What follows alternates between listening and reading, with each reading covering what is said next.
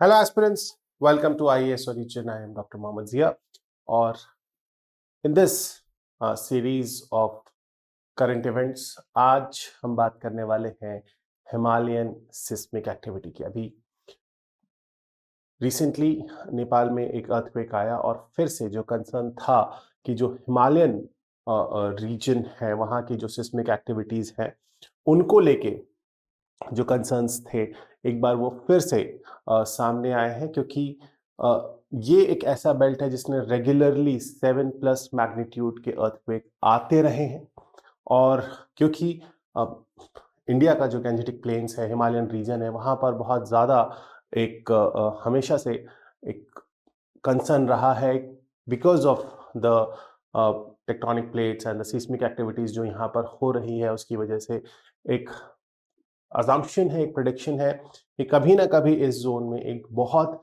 Severe earthquake जिसका magnitude 8+ हो सकता है मतलब this can happen any time in future. This is what the scientist they predict.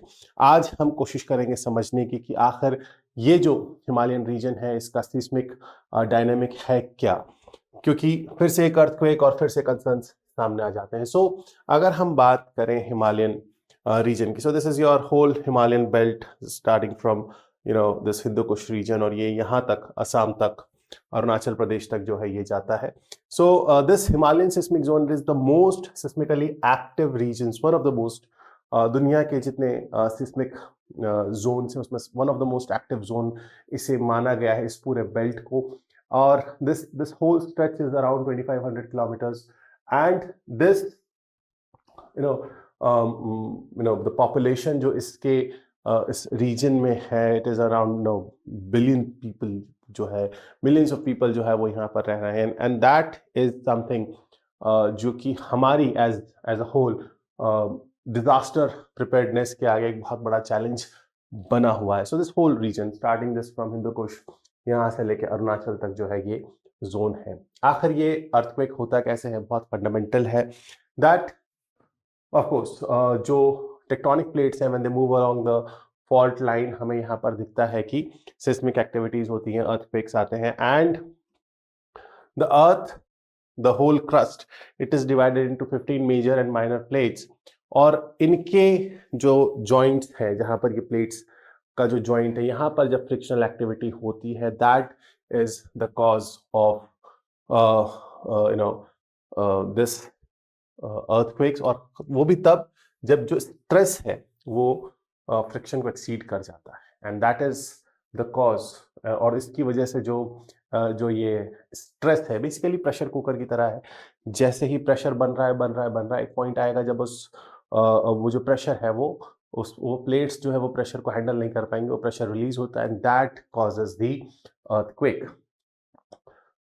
Himalayan tectonic zone की अगर हम बात करें तो you can see this is the जो इंडियन और यूरेशियन प्लेट्स हैं, तो ये इंडियन प्लेट है, ये यूरेशियन प्लेट है और इनके कन्वर्जेंस से जो है हिमालयंस द फोल्ड माउंटेन्स जो है हम बात करते हैं एंड इसी इंडियन और यूरेशियन प्लेट के कोलिजन से जो है यहाँ पर हमें देखते हैं कि 40 to 50 मिलियन ईयर्स अगो हमें यहाँ पर क्या मिलता है, हमें यहाँ पर हिमालय का इमर्जेंस होना शुरू होता है and this plates are even till date like हम आज भी देखते हैं this plates are converging and they are converging at a rate of 40 to 50 mm per year. So 4 से 5 सेंटीमीटर हर वक्त हर साल जो है इस रेट से ये हो रहा है क्योंकि अब ये प्रेशर है, प्लेट्स प्रेशर लगा रही हैं और इस प्रेशर लगने की वजह से क्या हो रहा है यहाँ पर ये जो कन्वर्जेंस हो रहा है, ये जो मूवमेंट हो रहा है इसकी वजह से क्या हो रहा है, कॉन्टिन्यूसली प्रेशर जनरेट हो रहा है and these pressure they get release along these fault lines.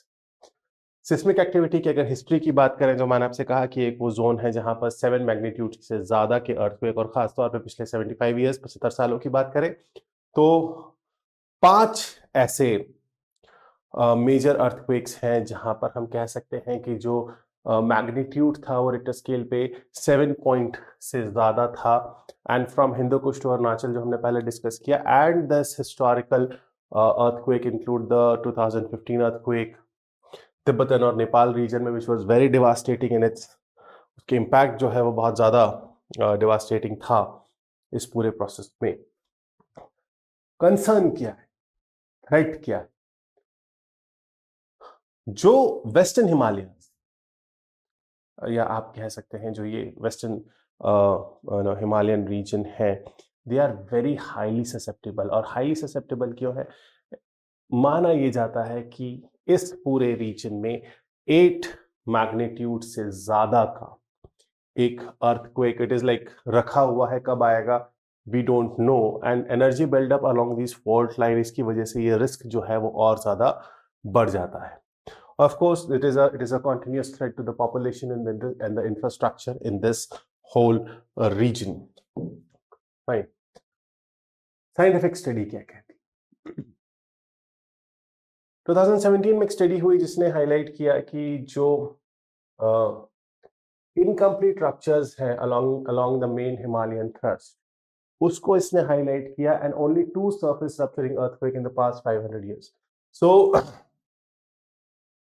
Overall this is आप एक ऐसे, वो नहीं होता है एक कभी प्रेशर कुकर देखा हो तो वो प्रेशर बन रहा है तो small small small small small small pressure release होता है, लेकिन जब प्रेशर बहुत ज़्यादा, सो आप फ्लेम ज़्यादा हाई कर देंगे तो प्रेशर एकदम से बिल्डअप होता है, and then it the pressure is released with a bast.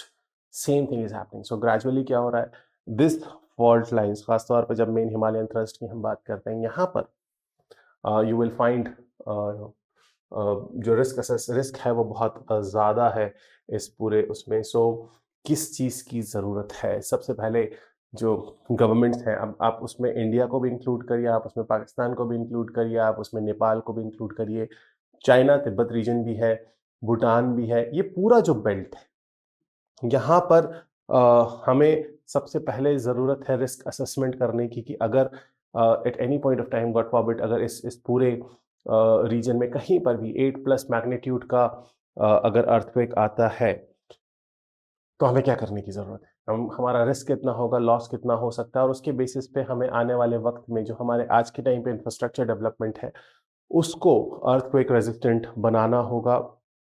For that what is required is stricter building codes की हमें ज़रूरत है अर्ली वार्निंग सिस्टम्स की।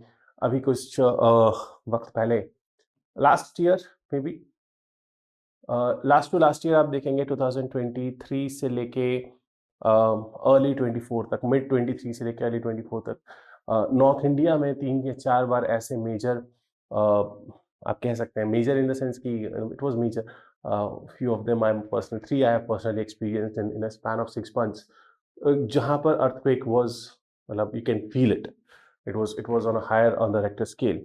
और यहाँ पर जो बिल्डिंग कोड्स हैं जो क्योंकि ये हो रहा है, and this is something which we know, और बावजूद इसके कि घने काले बादल छाए हुए हैं, आप इंतज़ाम ना करें तो ये आपकी गलती है। तो यहाँ पर जो ज़रूरत है इस पूरे ज़ोन में, जो हिमालयन ज़ोन है, उसमें ज़रूरत है, because this can be a question which can be asked to you in the preliminary exam, in the mains और इन द इंटरव्यू स्टेज, कि क्या प्रिपेयर्डनेस है। तो सबसे पहले ज़रूरत है एक स्ट्रिक्टर बिल्डिंग कोड की, हमें ज़रूरत है अर्ली वार्निंग सिस्टम्स की, हमें ज़रूरत है पब्लिक एजुकेशन की।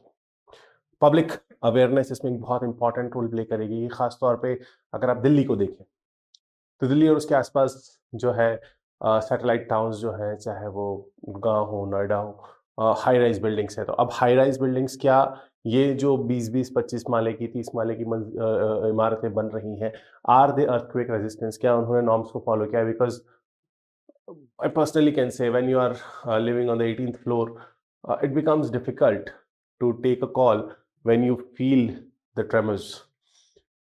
अब नहीं समझ में आता, ऑफ कोर्स आप इतनी हाइट पर रह रहे हैं। As an individual I can say कि when last I felt I was it was somewhere in 2 a.m. or something like that, or felt the tremor, and it was of a considerable strength। तब समझ नहीं आया कि इंसान इतनी ऊपर से। So then after that some reports came कि स्पेशली इस रीजन में जो है वो जो बिल्डिंग्स हैं वो अर्थक्वेक रेजिस्टेंट काफ़ी हद तक है, कि वो एक कंसिडरेबल अमाउंट को, लेकिन हु नोज किसका क्या कब कितने इंटेंसिटी का अर्थक्वेक आएगा। सो यहाँ पर ज़रूरत है रीजनल सेफ्टी की फॉर कोलैबोरेटिव एफर्ट। यहाँ पर ज़रूरत है रीजनल सेफ्टी की फॉर कोलैबोरेटिव एफर्ट। और ये दोनों चीज़ें, एक तो डिजास्टर मैनेजमेंट में आपके लिए इंपॉर्टेंट एस्पेक्ट हो जाता है कि अर्थक्वेक को कैसे मतलब उससे बचा तो नहीं जा सकता इन द सेंस कि हम उसे रोक तो नहीं सकते, लेकिन उससे होने वाले नुकसान को ज़रूर हम कम कर सकते हैं। हमने डिजास्टर मैनेजमेंट में खास तौर पे अगर आप जो हमारा बे ऑफ बंगाल वाला जो कोस्ट है वहां पर देखें तो आज से 20 साल पहले जब साइक्लोन आता था तो it used to take like thousands of lives. लेकिन आज के टाइम पे disaster management, early warning system और इस तरीके के अरेंजमेंट्स ने आप देखेंगे पिछले बहुत सारे ऐसे साइक्लोन्स आए, लेकिन we have successfully avoided them, specially in terms of human losses. तो ह्यूमन लॉसेस उतने ज़्यादा नहीं हुए, ऑफकोर्स मटेरियलिस्टिक लॉस तो होगा, लेकिन ऐसा ही ज़रूरत है हमें यहाँ पर जो हिमालयन पूरा रीजन है, और यहाँ पर सबको कोलैबोरेटिव एफर्ट की ज़रूरत है। कोलैबोरेटिव मतलब of course India, China, Pakistan, we are not on the same side, but despite this unfortunately nature knows no anthropogenic boundaries. Nature को नहीं पता है कि ये हिंदुस्तान है, कि ये इंडिया का रीजन है, कि चाइना का रीजन है, कि नेपाल का रीजन है, and that is going to affect this whole region. और इसके लिए ज़रूरत है एक कोलैबोरेटिव एफर्ट की, जहाँ सारी गवर्नमेंट्स को एक साथ इन चीज़ों पे काम करना चाहिए, so that this whole regional safety is taken into account. So this is something which is important. Of course, other facts कि कब क्या कैसे हुआ, that is a different story. लेकिन yes, disaster management की preparedness, early warning systems and collaborative effort. This is some efforts. Collaborative efforts is going to be something which is the key in coming times, especially when we know that such kind of disaster may come at any point of time. So wishing safety for all. This is Dr. Mohammad Zia signing off. See you in the next video. Till then, all of you have a great time. Stay safe, stay healthy. Thank you so much.